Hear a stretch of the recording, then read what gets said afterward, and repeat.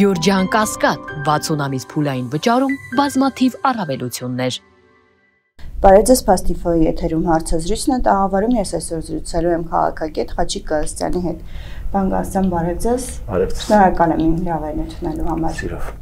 Պարոն Գալստյան, այս օրերին ազգային ժողովում բյուջեի քննարկումներն են, որոնք ուղեկցվում են բավական հետաքրքիր քաղաքական հայտարարություններով, եւ այդ հայտարարություններից մեկն է Նիկոլ Փաշինյանը հնչեցրեց այս շաբաթ, որից ուզում եմ սկսել։ Նա գործակալներ անվանեց նախկին նախագահներին եւ ասաց, որ նրանք եւ նրանց ուժերը չպետք է ներկայացված լինեն խորհրդարանում։ Քանի որ ժողովրդավարության բաստիոնում Նիկոլ Փաշինյանը չի կարող երաշխավորել, թե իրականում ժողովուրդը ում կընտրի եւ ում ձայն կտա, սա արդյոք նշանակում է, որ հող է նախապատրաստվում հաջորդ ընտրություններին 2026 թվականի ընտրություններին Մոլդովայի սցենարի կրկնության համար։ Ձեր հարցի համատեքստում ես հիշեցի ժողովրդական հայտնի ասացվածք, որն ասում է. «Գողն ամենից բարձրն է գոռում բռնեք գողին»։ Հիմա գործակալ ամենից բարձր է գոռում բռնեք գործակալներին եւ այլն։ Իհարկե Նիկոլ Փաշինյանի շուրթերից մենք այս տարիների ընթացքում բազմաթիվ անգամներ լսել ենք անպատասխանատու հայտարարություններ, օդում կախված լուրերի շրջանառություններ, որոնք հարիր չեն պետության առաջին դեմքի մակարդակի խոսույթին եւ այլն, բայց ունենք այն ինչ ունենք։ Ազգային ժողովի վերոնշյալ դրվագը եւ այս շաբաթ առանձնացավ նաեւ նրանում, որը ի ցույց դրեց իշխանության համակարգի ողջ բարդակը,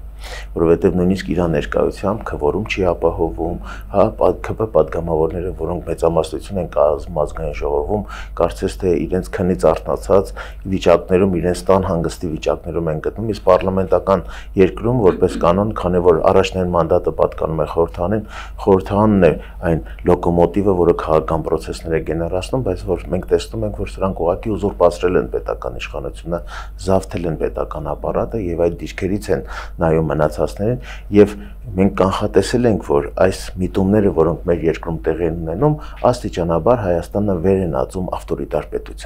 ավտորիտար պետության շիզոֆրենիկ կառավարման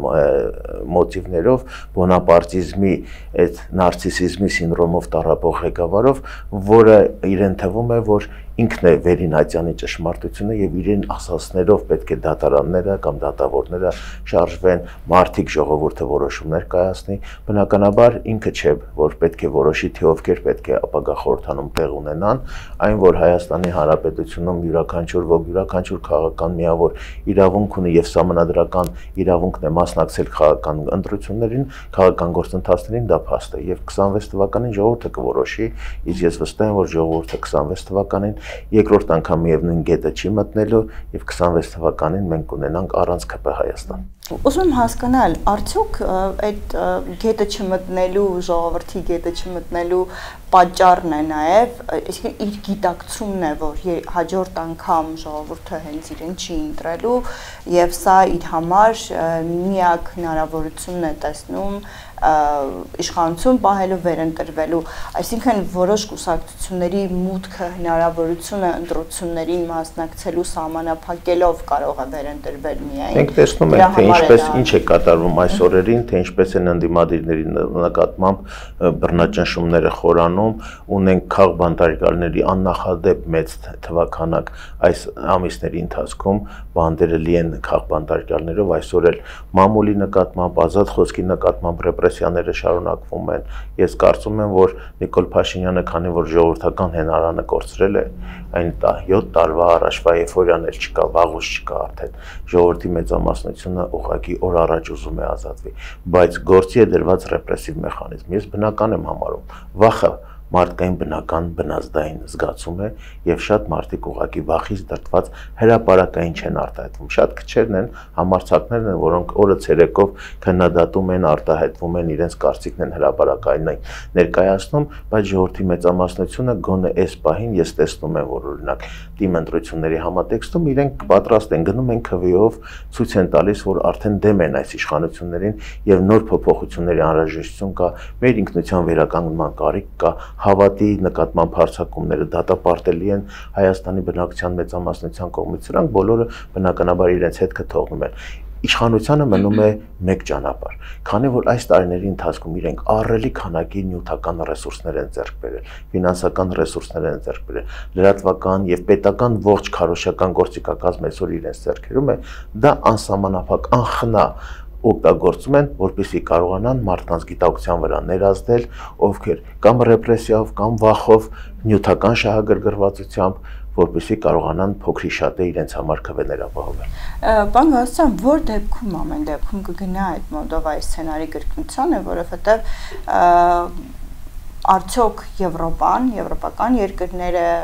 կլռեն, մենք տեսնում ենք, որ բարբերաբար այս փուլում հանդիպումներ են տեղի ունենում դեսպանների հետ եւ այլն։ Հիմա սա արդյոք նրանցից թույլտվություն ստանալու փորձ է։ Մենք տեսանք, որ բռնությունների կիրառման տեսանկյունից, քանի ինքը սպասարկում է օտարերկրաշահեր, օտարերկրյա պետություններ, արևմտյան պետություններ, եվրոպական դեսպաններ աչք են փակելու Նիկոլի բոլոր սանձարձակությունների առջև։ Տեսեք, Մոլդովայի սցենարի կրկնության դեպքում մենք մի գոնե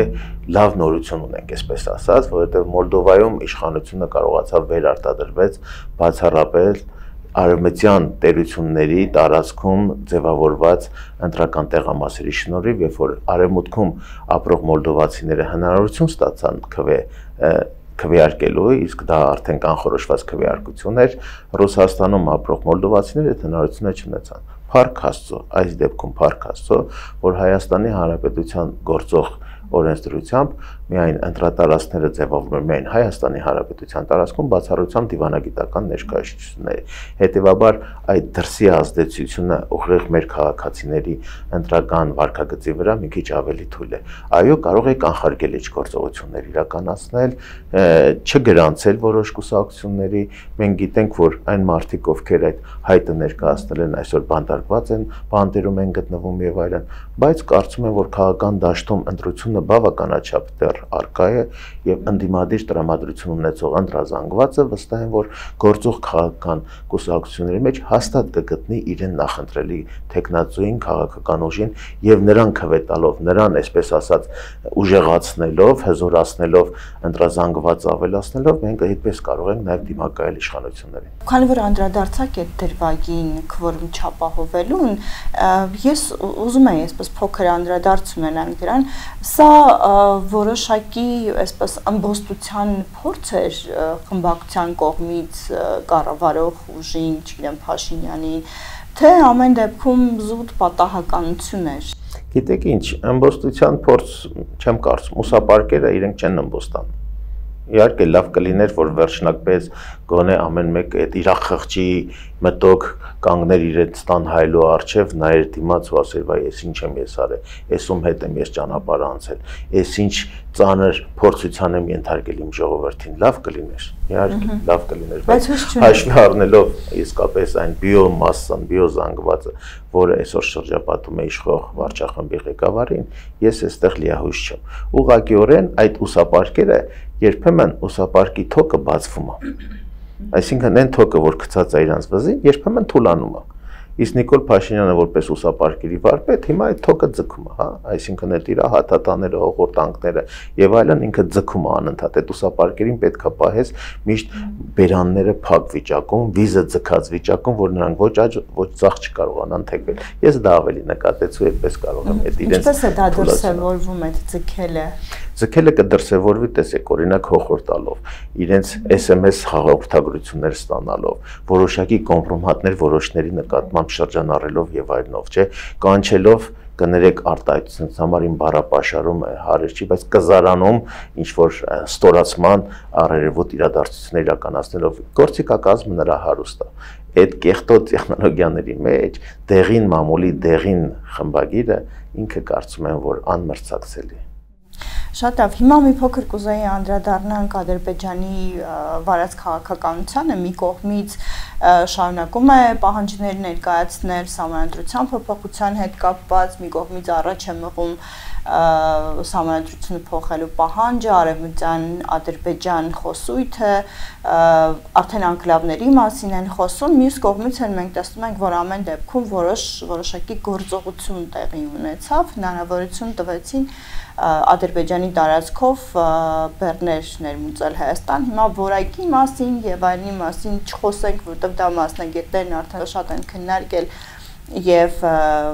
բացահայտել իրականում ինչ են վերել, բայց ես ուզում եի հարցնել հիմա ինչի համար է Ադրբեջանը այսպես մի կողմից փորձում այսպես հնարավորություններ տալ խոսելու խաղաղության մասին, մյուս կողմից ամեն դեպքում այսպես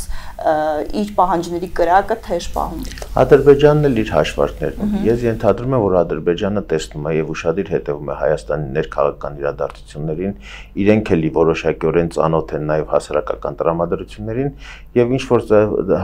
առումով հասկանում են, որ իրենց այդ ծառայի վիճակը այնքան էլ լավ չի եւ հողը նրա ոտի տակից փախչում է, հետեւաբար process-ը պետք է արագացնել։ Նիկոլ Փաշինյանի նյարդային լարվածությունը նաեւ դրանով է պայմանավորված, որովհետեւ օգոստոսի 8-ի մի հատ Վաշինգտոնյան փաստաթուղթ էին ձեռը տվել, որի վրա գրած էր խաղաղություն, եւ նա հույս ուներ, որ մինչեւ հունիսի 7-ն ընկած ժամանակահատվածում այդ փաստաթուղթը թափահարելու է, ասելու է ես բերել եմ ձեզ խաղաղությունը հաստատված է, իմ ժողովուրդը երջանիկ ապրում է, անհոգ ապրում է ու վերջ հետեւաբար ես պետք է վերընտրվեմ։ Այդ հնարավորությունից իրան զրկում են, որովհետև հասկանում են, որ որոշակիորեն պետք է երկաթը տակ-տակ ծեծել եւ հնարավորինս կորզել այս իշխանությունը, որովհետև ես ենթադրում եմ, որ գուցե սցենարներից մեկն այն է, որ հերթական ընտրության էլ չհասնենք, որովհետև ըմբոստությունը ընդվզում է ապստամբության ցանկությունը մարդկանց մոտ արդեն ուղղակի նայում ես հասունացած է։ Հետևաբար նրանք էլ են դա գիտակցում եւ փորձում են հնարավորինս կորզել, քանի սրանք իշխանության են, այդ անկլավների հարցը կորզել, փորձել սահմանադրական բարեփոխումն իրականացնել, փորձել այդ Ադրբեջան խոսույթը արդեն միջազգային մակարդակի դարձնել, լեգիտիմացնել ադրբեջանցիների Հայաստան վերադարձու իրավունքը, քայլեր ձեռնարկել դրանք իրականացնելու համար, որ հետագայով էլ գա իշխանության շատ ավելի բարդ լինի կամ արդեն անդառնալիության կետը անցած լինենք ու չկարողանանք ոչ մի բան շտկել։ Հետևաբար այ Ադրբեջանի նախագահ ինքը այդ մոտեցումները նույնպես ունի։ Մյուս կողմից այդ բլիթի եւ մտրակի քաղաքականությունը, չէ, համ եղում են, համ դեղում են տարբերակով, բնականաբար, բայց նույնիսկ ցորենի Ադրբեջանի տարածքով Հայաստան ներմուծումը ուրիշ բանի մասին է վկայում, որ Զանգեզուրի միջանցքը արագացրա, արագ անխոչնդոտ կապը ապահովի, ես այդ կապը պետք է օգտագործեմ։ Իսկ ես արդեն կանխատեսում եմ, փորձում եմ կանխատեսել, թե սրանք ինչ խոսիկ ասեն, այ տեսեք, Ադրբեջանը մեզ հաց տվեց, բայց ճանապարհն ինչա, որ մենք իրենց չտանք, հա, այնպես որ սպասենք այդ Բայց կարծես չաշխատեց այդ մեզ հաց տվեցքը, որովհետև գոնե PR դաշտում, գոնե հանրային խոսույթի դաշտում այդպես էլ չկարողացան ապահովել դրա ազդեցությունը։ Խորին խոնարհում ես լրատվական դաշտի աշխատողներին։ Դուք եք առաջամարտիկները։ Այն բարագայում, երբ որ քաղաքական դաշտում ընդդիմադիր ուժերի միջև չկա միասնականություն, ընդդիմությունը ինչ որ առումով որոշակիորեն, այսպես ասած, այնքան էլ լավ վիճակում չի գտնվում, հենց ընդդիմադիր դաշտի այդ լրատվամիջոցներն են, որոնք կարողանում են այդ անաչառությունը, օբյեկտիվությունը, իշխանությանը հոնից հանելու տրամադրվածությունը բացահայտել, թե տեսեք, թե սրանք էս ինչերի են պատրաստ անել եւ ինչեր են անում, այնպես որ գոնե այս առումով դուք մեդիա ժողովրդավարության իրական փոքրիկ մոդելը Հայաստանը, երբ որ 4-րդ իշխանությունը միակ զսպաշապիկը սա է մնացել, որովհետև իրենք վախում են հանրային կարծիքից, իրենք վախենում են Facebook-յան, այսպես ասած, հարցակումներից, իսկ այս ցորենի օպերացիան տապալվեց նաև ի շնորհիվ լրատվամիջոցների, որոնք բացահայտեցին, որ դա ղազախական ցորենը նաև 4-րդ կարգի անասնակեր է, այդ անասնակեր լինելուց բացի կարա ունենա վտանգավոր թունաքիմիկատների, տոքսինների եւ այլնի համար, ու նրանք այս վերջին մեկ շաբաթը ստիպված են հերքումներ տարածել, ես իմ սանիտար էպիդեմիկ ինչ-որ հետազոտություններ անել եւ այլն, այսինքն նրանք իրենց քարոզչական փուչիկը հիմա փսկել է, հիմա փորձում են նորից փչել, բայց կարծում եմ, որ դատարկությունը ինքը միշտ դատարկա մնա։ Այս ընթացքում բան գազն մի հետաքրքիր դրվագ տեղի ունեցավ, որ կարծես թե բավականաչափ չքննարկվեց մեր մեդիա դաշտում, խոսքը Բայրամովի հայտարարության մասին է, եթե հիշում եք նոյեմբերի 8-ին թե 9-ին հայտարարել էր, որ ֆիլմ էին նկարահանել, իրենց հաղթանակն էին այսպես տարփողում եւ այլն, եւ այդ հարցազրույցի ընթացքում Բայրամովը խոսում էր այն մասին, որ առաջին հանդիպման ժամանակ Ալիև Փաշինյանը խոստացել է լուծել այսպես կոչված Ադրբեջանի տարածքների հարցը, երկրորդ հանդիպմանը հրաժարվել է դրանից, հայտարարել էր, որ դու ուզում ես ինձ սպանեն, այս ձևակերպումը այսպես բավական վերնագրերով տարածվեց մեր լրատվամիջոցներում,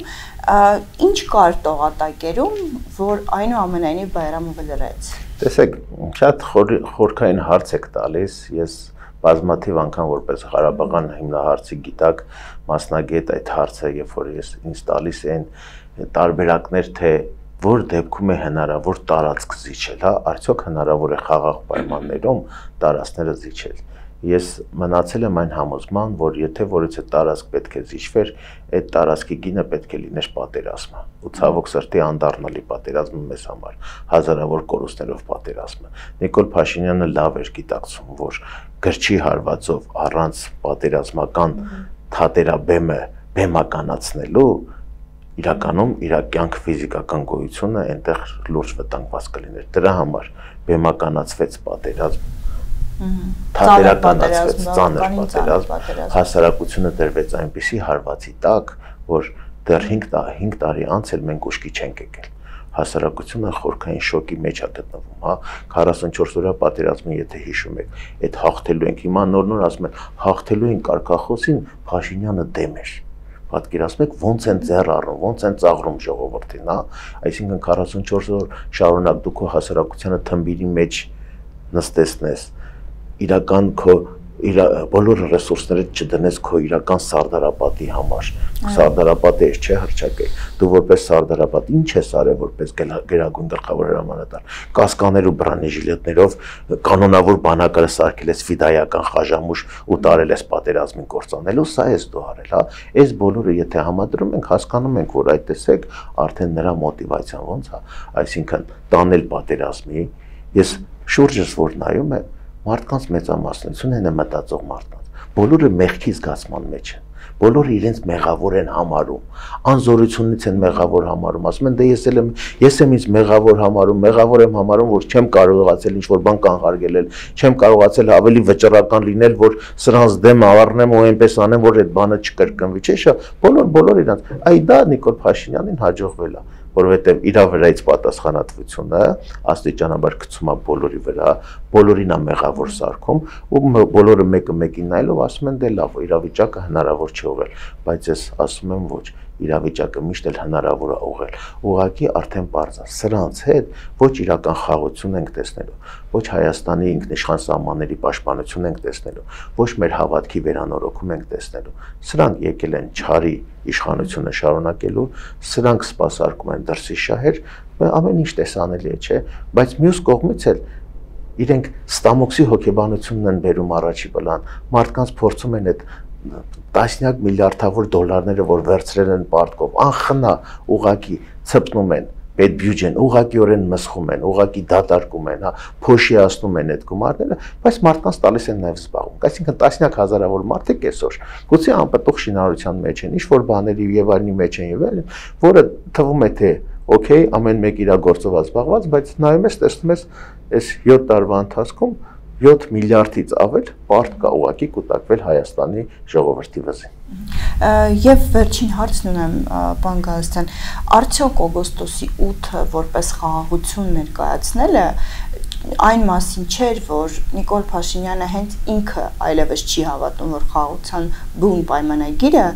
կստորագրվի, ոչ թե կնախաստորագրվի, այլ կստորագրվի։ Տեսեք, բնականաբար, օրինակ, ուժի դիրքերից ովքեր որ բանակցում են, իրենք մեծ թույլ կողմի վրա միշտ ունենում են որոշակի լծակներ։ Այդ լծակները այս իշխանությունների վրա չափից դուրս շատ է, որոնք շարված են։ Աչ ես անում, գլուխը թռնում է, ձախ ես անում, ականջդ են կպոկում, հա։ Նիկոլ Փաշինյանը այդ վիճակում է։ Այդ խաղաղության պայմանագիրը թոկա, որը գցած է սրանց վզին։ Յուրաքանչյուր պահին կարող են քաշել ու սրանք ինքնամա խեղճ լինեն ուղղակիորեն։ Եվ այդ խաղաղության պայմանագիրը ինքը ինձ համար օրինակ առ ոչինչ է, որովհետև գոնե մեր պատմությունից մենք թղթե շերեփների օրինակները վաղուց տեսել ենք, չէ՞։ Ոչ մի թղթով, ոչ մի երկրում խաղաղություն չի հաստատվում։ Խաղաղություն հաստատում է քո ժողովուրդը, քո զինվորը, քո սպան, եւ ինչպես մեզ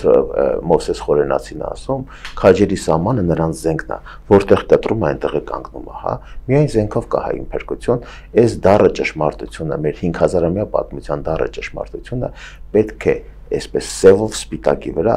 բոլոր տեղերում գրված լինի։ Միայն զենքով կա հայ իմպերկություն։ Շնորհակալ եմ շատ։ Ձեզ եմ շնորհակալ։ Հիշեցնեմ զրուցում եք քաղաքագետ Խաչիկ Գալստյանի հետ, շնորհակալություն, որ մեզ հետևում եք։